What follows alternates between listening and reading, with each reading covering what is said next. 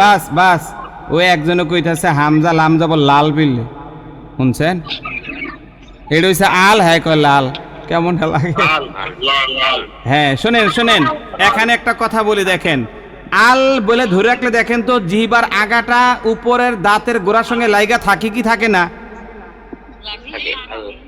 হ্যাঁ, হামজা লাম জবর আল, বলেন বলেন।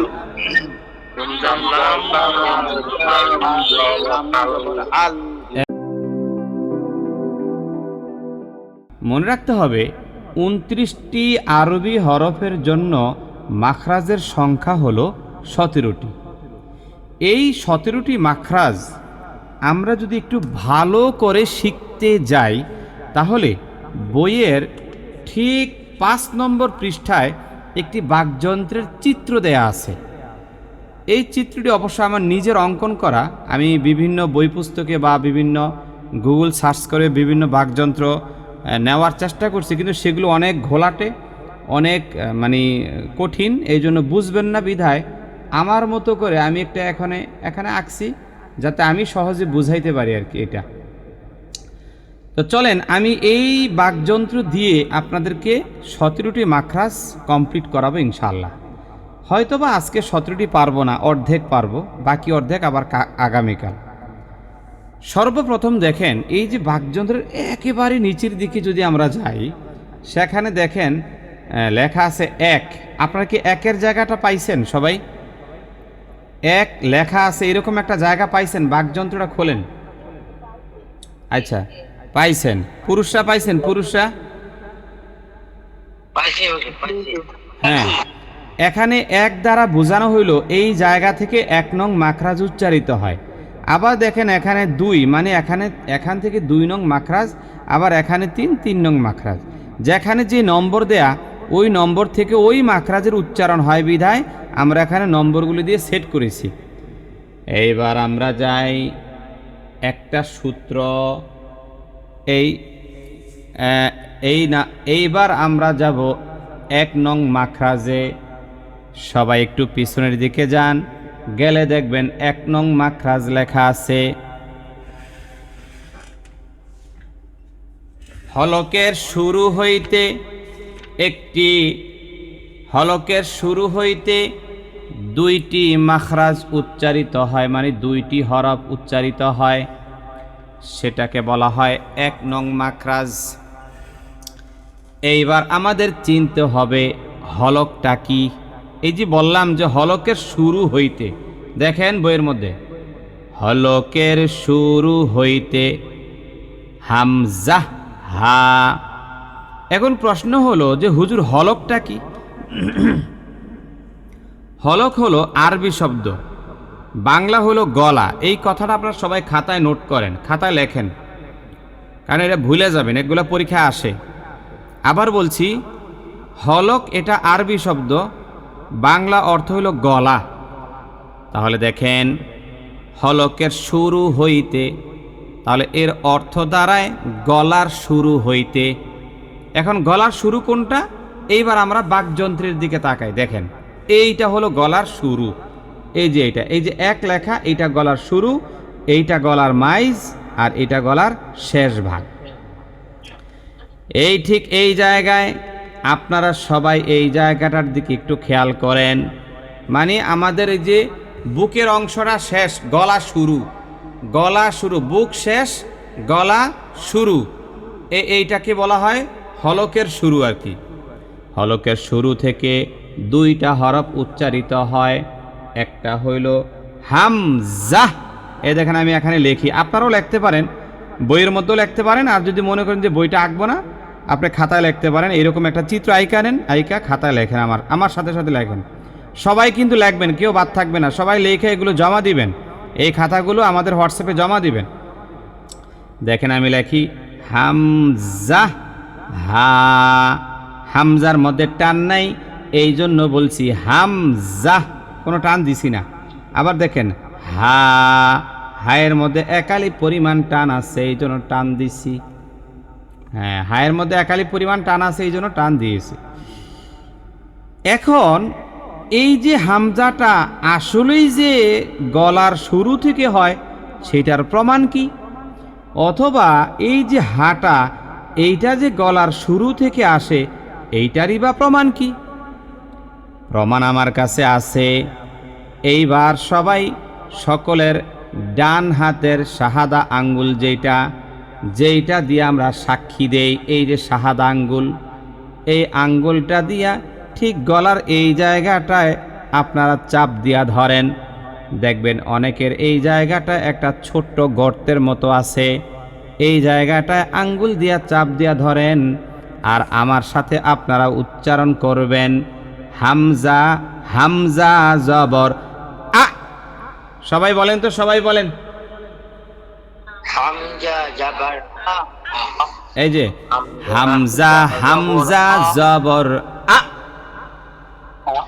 হামজা জবর আ। এই আমার মতন হইছে না, আমার মতন হইছে না, আবার বলতেছি হামজা, হামজা জবর আ। হামজা জবর আ। জবর আ। হামজা জবর আ। শোনেন শোনেন শোনেন, আমি বলি শোনেন। আমরা অনেক সময় ভয় পাই। ভয় যখন পাই আমরা কি হঠাৎ করে কি ভয় পাইয়া যায়, ডরাইয়া যায় গা। ঠিক আছে, মনে করেন যে একজনে আমারে হঠাৎ করে রাত্রিবেলা ভয় দিল, ভয় দেখাইলো, তখন দেখবেন পহেলা দেখায় কি শরীরের মধ্যে একটা কাপ আইসা যায়। ঠিক আছে, হঠাৎ করে এমনভাবে হামজার উচ্চারণটা শেষ হবে, মানে এটা কি বলা যায়, এটা তো মুখে আসলে বলাও যায় না। আ আ আ, এইরকম হবে উচ্চারণটা। আমি আরেকটু পরিষ্কার করি, আমাদের ওস্তাদরা যখন আমাদেরকে পড়াইতেন এই হামজার উচ্চারণের ক্ষেত্রে আমাদেরকে একটা দৃষ্টান্ত দিতেন। আমার এটা মনে আছে, আমি বলি। মনে করেন আমাদের দেশে আমরা এই যে বাঁশ জার, যেটাকে বলে বাঁশ জার, মানে বাঁশমুড়া আর কি, আঞ্চলিক ভাষাকে বাঁশমুড়া। এই বাঁশ জারের ভিতরে দেখবেন যে কিছু কিছু বাঁশের ডালপালা আছে, কচি কচি, এগুলো নতুন নতুন সুন্দর করে উপরের দিকে উঠা যায়। দেখছেন আপনারা এগুলো? গ্রামে যাদের বসবাস তারা ভালো বলতে পারবে। তো এই যে বাঁশজার ছোট ছোট কঞ্চি যেগুলো, এগুলো দেখবেন যে একদম কাঁচা, যেগুলো মাত্র নতুন হয়েছে, এমন একটা মনে করেন যে আপনি কাইটা আনছেন, আইনা নিচে একটা কাঠ দিয়া উপরে এটা রাখছেন, এরপরে ধারালো একটা দা নিছেন, এরপরে উপর থেকে জোর একটা মানে কি কূপ দিছেন আর কি ওই ডালের উপরে, কঞ্চির উপরে। এখন বলেন তো কাটাটা কিরকম হবে? কি কত? আর দুই ভাগ তো হবে। কাটার মধ্যে কি কোনো ব্যবধান থাকবে? একটু থেতলানো অথবা আপনার মুচকে যাওয়া, ইয়া হয়ে যাওয়া ইত্যাদি কোনো কিছু হবে নাকি? দুইটা ভাগ হইয়া দুই দিকে দৌড় মারবো? এমন ভাবে কাটা হবে যে দুইটা কঞ্চি দুই দিকে দৌড় মারবো, ঠিক না? হ্যাঁ, আর কাটাটা একদম নিখুঁত হবে, কোনো রকমের 19-20 হবে না।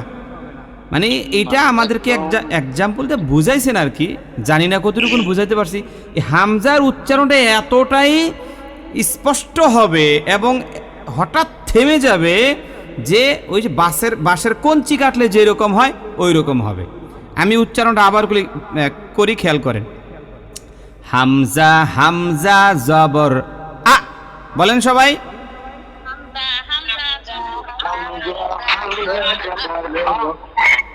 এই যে এখন হইছে। আচ্ছা, এখন আপনারা ওই যে বলছিলাম গলায় ধরার জন্য, গলায় চাপ দিয়া, এই গলায় জোরে চাপ দিয়ে এইবার আমার সাথে আবার বলেন হামজা, হামজা জবর আ।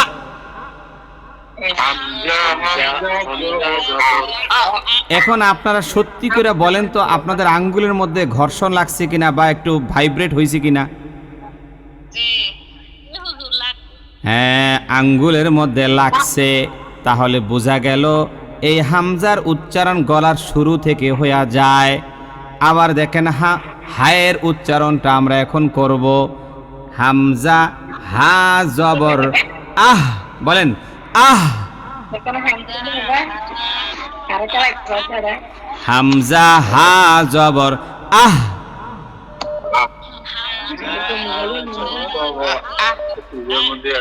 এই আহ বইলা গলাটা ছাইড়া দিবেন, বাতাসটা সম্পূর্ণ বাহির করে দিবেন। আহ। এ কথা বলা যাবে না, কেউ কথা বলেন না, কথা বললে মাইক্রোফোন অফ করে কথা বলবেন। শুনেন, হামজা হা জবর আহ।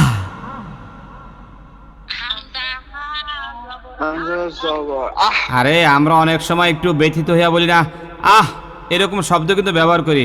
আহারে এই লোকটা কত ভালো ছিল রে, আহারে আহ মরে গেল রে, আহ আহ আহ, এইরকম বলি কি বলি না, ওই রকম আর কি বিষয়টা, মানে গলাটা পুরো সাইডা দিতে হবে। আহ আহ, হামজা হা জবর আহ, বলেন।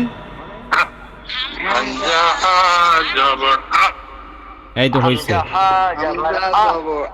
এই তো হয়েছে, এখন ঠিক আছে, সবারটাই হয়েছে মাশাআল্লাহ। এইবার আমরা আসি, এইবার বইটা সবাই খোলেন, বইয়ের মধ্যে 3 নম্বর পৃষ্ঠায় আপনারা সবাই যান, সেখানে গেলে দেখবেন 2 নম্বর মাখরাজটা দেয়া আছে। আমার সঙ্গে আপনারা জোরে জোরে পাঠ করবেন, 2 নম্বর মাখরাজ, বলেন।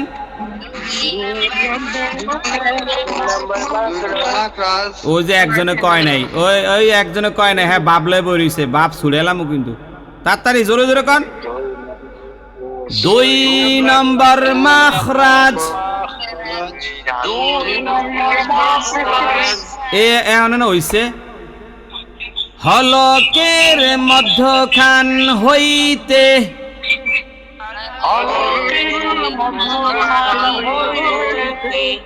আইন হা,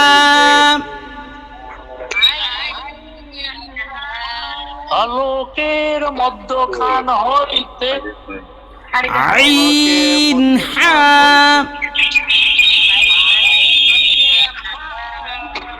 এই শোনেন, এইবার সবাই মাইক্রোফোন অফ করেন, এখানে গুরুত্বপূর্ণ কিছু কথা বলি, শোনেন। একটু ধীরে ধীরে আগাই, তাড়াহুড়ার কোনো দরকার নেই, খেয়াল করে শোনেন। হলকের মাঝখান, একটা কথা বলে রাখি যে যতগুলো হরফ আছে, সমস্ত হরফের মধ্যে যেই 2টা হরফের উচ্চারণ আমাদের নিকট কঠিন মনে হয়, তার মধ্যে এই 2টা হরফ, একটার নাম হইল আইন, আরেকটার নাম হইল হা। এই 2টা হরফ চাপ দিয়া বলতে হয়, গলার মধ্যখান থেকে এই 2টা হরফ উচ্চারিত হয়। এইবার আসেন, আমরা যদি একটু বাকযন্ত্রের দিকে লক্ষ্য করি, এই যে 2 লেখা, মানে এটা মাঝখান থেকে উচ্চারিত হয়। এই এখান থেকে শুরু করে এতটুকুন, এটা হলো গলা, গলার শুরু মাঝ শেষ। আচ্ছা, এই মাঝখান থেকে উচ্চারিত হচ্ছে আপনার কি 2টা হরফ, একটার নাম হইল আইন, আরেকটার নাম হইল হা। বলেন তো কি বলছি, একটার নাম কি?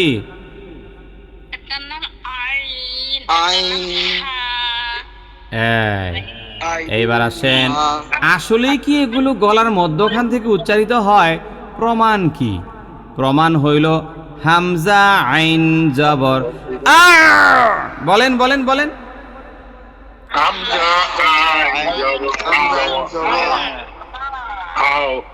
ও একজন কইতেছে বা বিলে, এটা বলে বা শুনছেন, হামজা আইন জবর আ।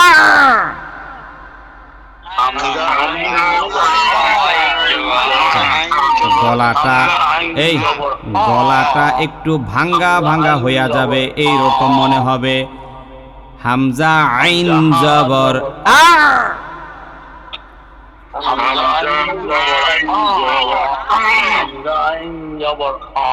এই গলার মাঝখানে আঙ্গুল দিয়ে চাপ দিয়ে ধরেন তো, এই যে গলার মাঝখানে আঙ্গুল দিয়ে সবাই চাপ দিয়ে ধরেন। এবার আমার সাথে বলেন, হামজা আইন জবর আ।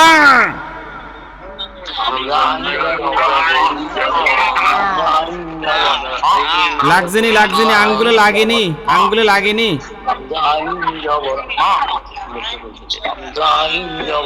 বাস বাস, এইবার আপনারা আমার সাথে বলেন, হামজা হা জবর আহ।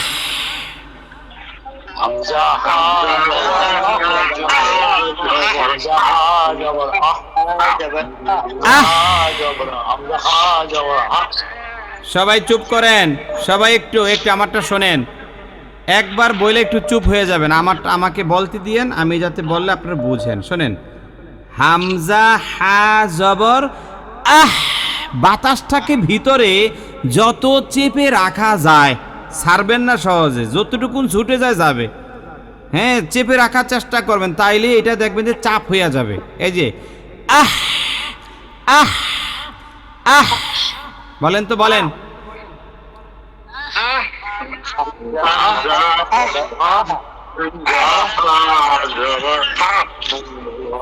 আহ বাস বাস, ওই যে আপনার ইয়ে হয় না, ওই যে ঠান্ডা লাগলে গলার স্বর ভাঙ্গা গেলে যে এরকম হয় না, ওই রকম আওয়াজটা হবে। আহ আহ, হ্যাঁ এই তো হয়েছে। এবার এবার এবার সবাই একটু ইয়ে করেন। 2 নম্বর মাখরাজ আমাদের শেষ হইল। এইবার আমরা বইয়ের মধ্যে আবার যাই, 3 নম্বর পৃষ্ঠার মধ্যে তাকাইলে পাওয়া যাব।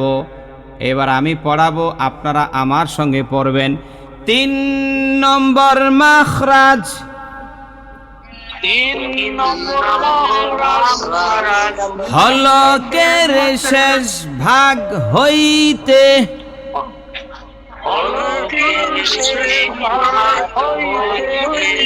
এ বাচ্চা হইতেইব, ছোট বাচ্চা হইতেইব, বুড়া ভাব নিলে কাম হইতো না। হলকের শেষ ভাগ হইতে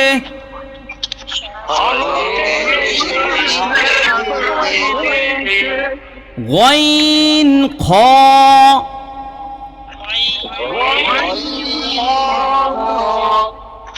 এই 2টা হরফ।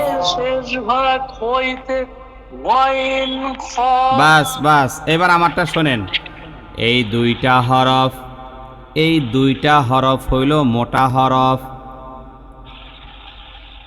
কারণ আমরা শিখছিলাম মোটা হরফ হইল 7টা। কথা কয় না কয়টা? 7টা মোটা হরফের মধ্যে গইন এবং খ আছে না নাই? মোটাও করবেন এবং দেখবেন গলার শেষ ভাগ থেকে উচ্চারিত হয়। এখন আপনারা বলতে পারেন হুজুর দলিলটা দেন, প্রমাণটা দেন।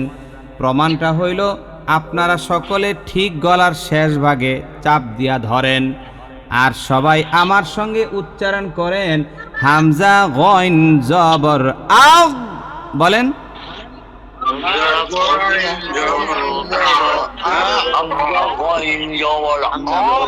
এই শোনেন, এখানে আমরা একটা বড় ধরনের ভুল করে থাকি।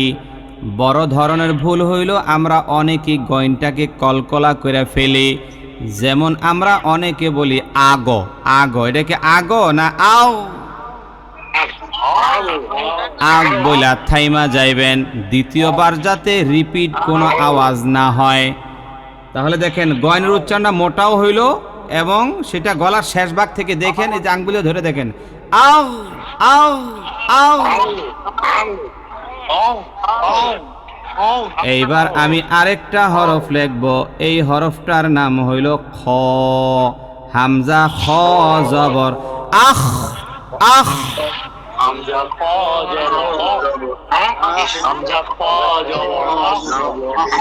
এই হরফটার মধ্যেও আমরা অনেকে ভুল করে ফেলি। এই যে এই হরফটার মধ্যেও আমরা অনেকে ভুল করি, আখ আখ এরকম বলে অনেকে। এইটা ভুল। সঠিক হইল আখ বলে থাইমা যাবেন।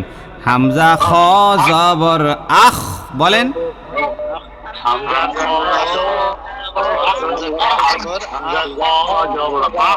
এই যে এখন হইছে, মাশাআল্লাহ মাশাআল্লাহ। তাহলে ইতিমধ্যেই আমরা 3টি মাখরাজ শিখা ফেললাম। এইবার আমরা 4 নম্বর মাখরাজটা শিখব। 3 নম্বর পৃষ্ঠার মধ্যে বইয়ের মধ্যে পাওয়া যাবেন, একটু ধরেন। 4 নম্বর মাখরাজ হইল, হ্যাঁ আমি বলি, আমার সাথে বলবেন। জিহ্বার গোড়া তার বরাবর উপরের তালুর সঙ্গে লাগাইয়া, বলেন।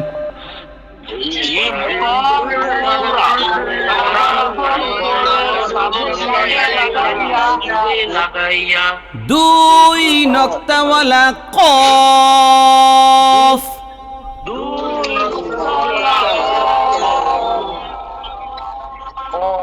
বাস সাইলেন্ট, কোন আওয়াজ দিয়েন না, আমাকে বলতে দেন। এখন একটু ভালো করে বুঝেন। আমরা এখন বাকযন্ত্রের দিকে তাকাবো এবং 4 নম্বর এই যে নম্বরটার দিকে আমরা একটু তাকাবো। খেয়াল করে দেখেন 4 নম্বর মাখরাজের মধ্যে বলা হয়েছে জিহ্বার গোড়া। এই যে এইটা হলো জিহ্বা, এই যে মাঝখানের যে এইটা দেখেন এইটা হলো একটা জিহ্বা, জিহ্বার গোড়া হলো এইটা, এই জিহ্বার গোড়া। তারপরে বলা হয়েছে তার বরাবর উপরের তালু, তালু মানে এই যে এইটা, এই যে উপরের এইটা হলো তালু, তার বরাবর তালুর উপরের তালুর সঙ্গে লাগাইয়া 2 নক্তলা কফ উচ্চারিত হয়। এবার আমি এখানে কফ লিখলাম, সামনে একটা আলিফ দিলাম, আলিফের উপর জবর দিলাম, এরপরে সাকিন দিয়ে দিলাম কফের উপরে। এইবার সবাই আমার সঙ্গে উচ্চারণটা করেন, হামজা কফ জবর আক।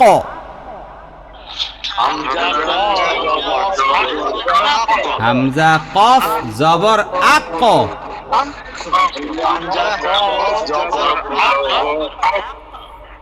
এইটা কিন্তু কলকলার হরফ। কলকলার হরফ হলো 5টা। এগুলা মনে হয় আপনাদেরকে পড়াই নাই না, সামনে পড়বো ইনশাল্লাহ, সামনে পড়াবো। কলকলার হরফ হলো 5টা, কফ তোয়া বা জিম দাল। আপাতত এতটুকুন মনে রাখেন, এই 5টা হরফের মধ্যে যখন জজম হইয়া যায় তখন এই 5টা হরফ কলকলা হয়, মানে প্রতিধ্বনি হয়, রিপিট সাউন্ড হয়। দেখেন হামজা কফ জবর আক, আক। লাস্ট আবার কয়ের একটা উচ্চারণ হয়েছে কি হয় নাই? এই যে লাস্টে দিয়া কয়ের ছোট্ট একটা উচ্চারণ হইল, এইটাকেই বলা হয়, কি বলা হয় এটাকে? কলকলা। সবাই বুঝছেননি? বুঝছেননি সবাই? হ্যাঁ। এখন আসেন, এখন আমরা 5 নম্বর মাখরাজ শিখব। বইয়ের মধ্যে সবাই চলে যায়। 5 নম্বর মাখরাজ,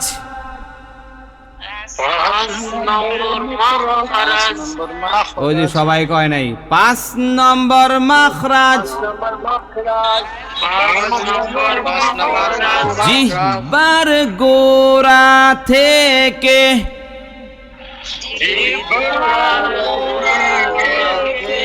একটু আগে বাড়াইয়া তার বরাবর উপরের তালুর সঙ্গে লাগাইয়া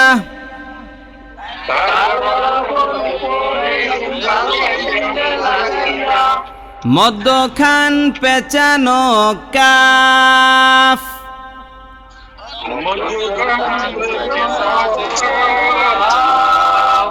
এই তো মাশাআল্লাহ, পড়াটা জমছে এখন, ঠিক আছে। এই দেখেন এখানে একটু আমি বলি, জিহ্বার গোড়া থেকে একটু আগে বাড়াইয়া কইবেন, মানে ছন্দটা যাতে মিলে, বাড়িয়ে না বলে বাড়াইয়া কইবেন, তাহলে মিলবো ভালা। কি বুঝেন নাই? আর ছন্দ তো মিলা লাগে মাঝে মধ্যে, এক জায়গায় বাড়িয়ে আরেক জায়গায় লাগাইয়া মিলে না। জিহ্বার গোড়া থেকে একটু আগে বাড়াইয়া তার বরাবর উপরের তালুর সঙ্গে লাগাইয়া, হ্যাঁ, মধ্যখান পেছানো কাফ। এই কাফটাকে আমরা অনেকেই ছোট কাফ বলি। এই কাফটাকে অনেকে কি বলি? এইবার আসেন আমরা ছোট কাফ এবং বড় কাফ নিয়ে একটু পড়াশোনা করব। আমি একটু খাতায় লেখা আপনাদেরকে বুঝাইতে চাই। এই যে প্রথম যে কফটা লিখছি এটার নাম হলো বড় কফ, এইটাকে আমরা বড় কফ বলি। আর দ্বিতীয় নম্বরে যে এটা লিখছি এইটার নাম হলো ছোট কাফ। দ্বিতীয় নম্বরটার নাম কি? ছোট কাফ। হ্যাঁ, এই 2টা কাফের মধ্যে উচ্চারণে পার্থক্য আছে না নাই? বেশি না কম? যদি কেউ কফের জায়গায় কাফ পড়ে তাইলে নামাজ হইতো না, আবার যদি কেউ কাফের জায়গায় কফ পড়ে তাইলেও নামাজ হইতো না। এখন অনেকে মনে মনে ভাবতেছেন তাহলে হুজুর কি? 2-1টা দলিল দেন। 1 নম্বর দলিল হইল কুল হুয়াল্লাহু আহাদ। বলেন তো, বলেন।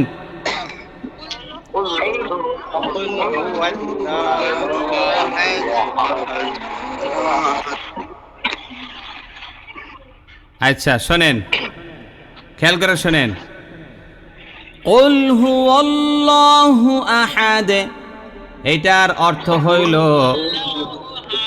অহে নবীজি, মানে আল্লাহ ডাক দিয়া কয়, অহে নবীজি আপনি বলুন আল্লাহ একজন। এই আল্লাহ ডাইকা কি বলে, নবীজিরে কি বলে, কথা কয় না। হে নবী আপনি বলুন আল্লাহ কি? আল্লাহ হইছে এক। কিন্তু আপনি যদি এই কুল বড় কাফের জায়গায় ছোট কাপ দিয়া পড়েন, তখন হয় কাপলাম পেশ কুল। যদি বিশ্বাস না হয় আপনারা গুগলে এখন সার্চ করেন, সেখানে লেখেন আরবি কুল শব্দের অর্থ কি, তখন সেখানে কয়েকটা অর্থ পাবেন। একটা হলো কুল্লা অথবা কুল্লুন। কুল্লুন শব্দের অর্থ পাবেন সব, আর কুল শব্দের অর্থ পাবেন খাও। সার্চ দিয়ে দেখেন লেখা আছে খাও। যদি কেউ বলে কুল হুয়াল্লাহু আহাদে, তখন অর্থ হয় আল্লাহ একজন, তারে খায়া ফেলো। জোরে জোরে সবাই বলেন নাউযুবিল্লাহ। এখন আপনাদের নিকট আমার প্রশ্ন, কেউ যদি নামাজের মধ্যে বলে আল্লাহ একজন, তারে তুমি খায়া ফেলো, আপনাদের কি মনে হয় তার নামাজটা কি হবে? আরে এটা তো ডাইরেক্ট শিরক হয়ে গেছে। কি আল্লাহ একজনে আল্লাহরা খাইয়া লাও, নাউযুবিল্লাহ। তাহলে দেখেন যে এই যে হরফের চেঞ্জ, মাখরাজ না জানলে হরফ যে চেঞ্জ হইয়া যায়, কত বড় বড় ভুল হয়। হ্যাঁ, এখন মনে মনে অনেকে বলতেছে হুজুর আজীবন তো এইটাই ফইরাইছি, এখন কি হইব? এখন থেকে আল্লাহর কাছে দোয়া করেন, রব্বুল আলামিন। এই যে মোশাররফ সাহেব মাইক্রোফোন বন্ধ কইরা আল্লাহর কাছে এখন বলবেন, রব্বুল আলামিন পিছনে যা গেছে গেছে বুঝি নাই, এই জন্য ভুল পড়ছি, আল্লাহ তুমি মেহেরবান দয়ালু খোদা মাফ করে দাও, সামনে আর কখনো ভুল পড়তাম না। হ্যাঁ, এরকম বইলা তারপর আল্লাহর কাছে মাপ টাপ চাই নেবেন, ইনশাআল্লাহ আল্লাহ ক্ষমা করে দিবে। আল্লাহর দয়া বেশি না কম? হ্যাঁ, শুধু বেশি না, বহুত বেশি, বহুত বেশি, অনেক বেশি। আমগর থেকেও আল্লাহর দয়া বেশি। এবার আসেন আমরা কফের উচ্চারণটা সুন্দরভাবে করে নেই। হামজা কফ জবর আক, বলেন সবাই। আবার যদি পাশে আরেকটার উচ্চারণ করি হামজা কাফ জবর আক, তাইলে আমরা 5টা মাখরা শেষ করলাম। কয়টা মাখরা শেষ হইছে? 5টা। এইবার আসেন, হ্যাঁ এইবার আসেন 6 নম্বর মাখরাজ, বলেন না কয় নম্বর? 6 নম্বর মাখরাজ। জিহ্বার মধ্যখান,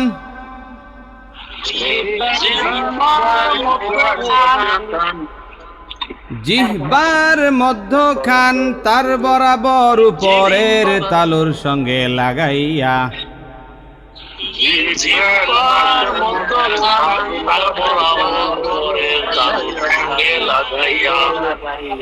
জিম শিন ইয়া,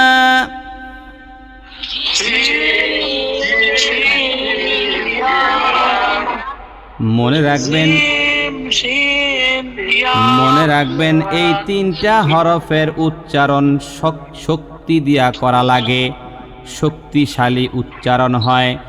জিম শিন ইয়া, জিম শিন ইয়া। এই শোনেন শোনেন শোনেন, এই তিনটা হরফ যখন উচ্চারণ করবেন দেখবেন যে একটা শরীরের মধ্যে একটা রাগ আইসা যায়। খেয়াল করে দেখেন, এই যে জিম শিন ইয়া, ঠিক নি, একটা রাগের ভাব উঠে যায় না? হ্যাঁ, তাহলে এই 3টা হরফ শক্ত হয়। জিম 3 আলি পরিমাণ টান দিয়া, শিন 3 আলি পরিমাণ টান দিয়া, ইয়া 1 আলি পরিমাণ টান দিয়া। এখন আসেন আমরা একটু বাকযন্ত্রের সঙ্গে পড়াটাকে মিলায়া নেই। আমরা যদি এটা কয় নম্বর মাখরা দেখেন, 6 মধ্যে যাই, এই যে দেখেন 6 নম্বর মাখরাজটা এই জায়গায়, এই যে আমি তীর চিহ্ন দিয়া রাখছি, এইটা হইল জিহিবার মধ্যকান। এই যে জিহিবার মধ্যকান, জিহিবার মধ্যকান তার বরাবর উপরের তালু, তালু এই যে এটা হচ্ছে তালু, এই যে এটা তালু লাগাই দিছে, এটা তালু, তালুর সঙ্গে লাগাইয়া তিনটা হরফ উচ্চারিত হয়। একটা হলো জিম, আরেকটা হলো শিন, আরেকটা হলো ইয়া। এইবার আপনারা বলেন হামজা জিম জবর আজ,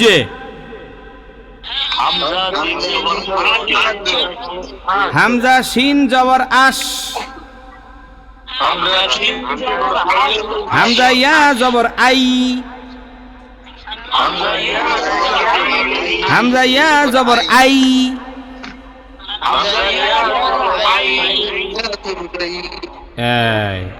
এবার বুঝছেন সবাই? আপনারা বলেন এগুলা কি বেশি কঠিন নাকি সহজ? সহজ। সহজ সহজ, কঠিন না? একটু কঠিনই আমাদের কাছে। আরে না, কঠিন না, সহজেই। কঠিন মনেই করেন না। এইবার আসেন আমরা 7 নম্বর মাখরাজে চলে যাই। 7 নম্বর মাখরাজ হইল জিহ্বার গোড়ার কিনারা। বলেন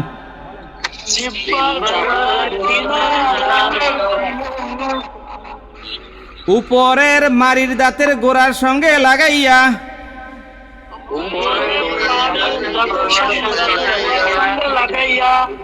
আচ্ছা, একটা কথা বলি মাঝখানে, মাঝখানে একটা কথা বলি, আপনারা সবাই খুশি হয়ে যাবেন এই কথাটা বললে, মানে একটা খুশির সংবাদ বলবো।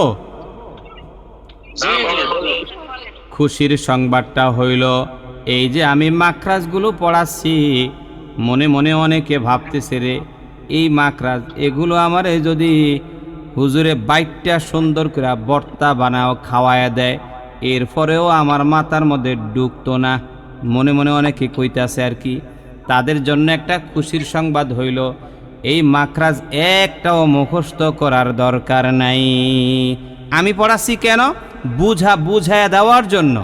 একটা মাখরাজও মুখস্থ করার দরকার নাই, কারণ এগুলো কোনো কোরআন কারিমে আমাদের লাগবে না, শুধু লাগবে উচ্চারণটা।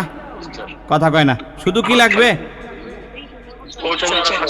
আরে এই যে বলতেছি জিহ্বার মধ্যকান তার বরাবর উপরের তালুর সঙ্গে লাগাইয়া, জিহ্বার গোড়ার কিনারা উপরের মারি দাঁতের গোড়ার সঙ্গে লাগাইয়া, এগুলো একটাও মুখস্থ করার কোনো দরকার নাই। কিন্তু আমি যে উচ্চারণটা করাচ্ছি, উচ্চারণটা কেমনে করতেছি, কিভাবে করি, ওইটা শুধু মনে রাখবেন। সহজ হয়েছি নি? এইবার সবাই মিল্লা জিল্লা আমার একটু মিষ্টি খাওয়ান।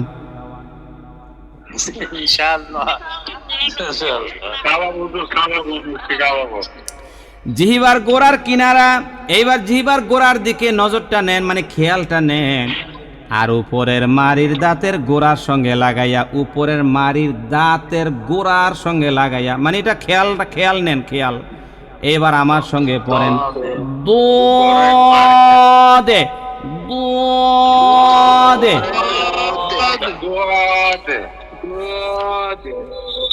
এই দেখেন 7 নম্বর মাখরাজ।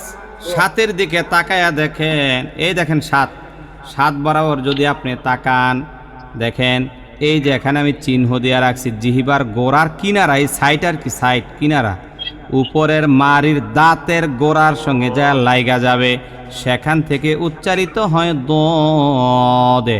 হামজা দদ জবর আউ। বলেন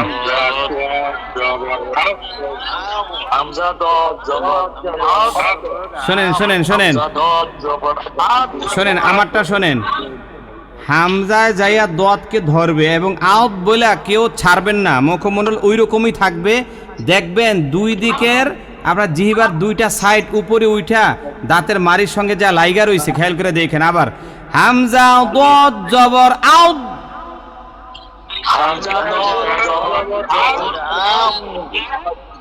দেখেন তো জিহ্বার গোড়ার দুই সাইড উপরের দিকে লাগছে কিনা?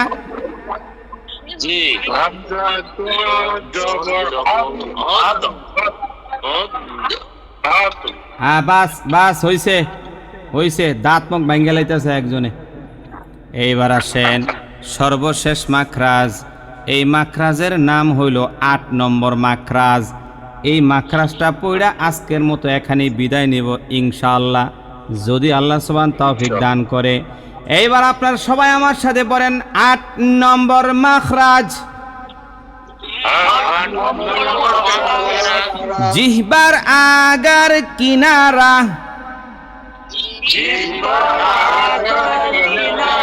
সামনের উপরের দাঁতের মাড়ির সঙ্গে লাগাইয়া,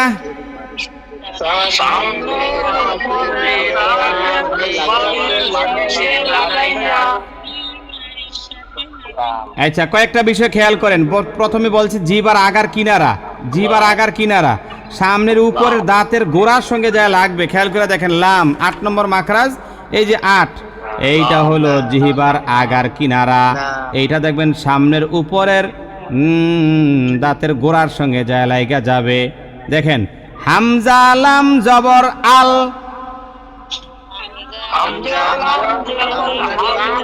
হামজা লাম জবর আল,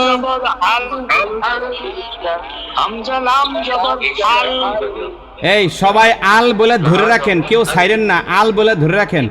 হামজা লাম জবর আল,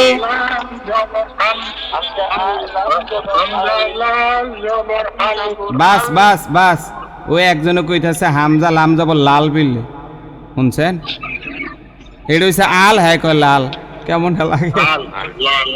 হ্যাঁ শোনেন শোনেন, এখানে একটা কথা বলি, দেখেন আল বলে ধরে রাখলে দেখেন তো জিহ্বার আগাটা উপরের দাঁতের গোড়ার সঙ্গে লাইগা থাকে কি থাকে না? হ্যাঁ, হামজা লাম জবর আল, বলেন বলেন।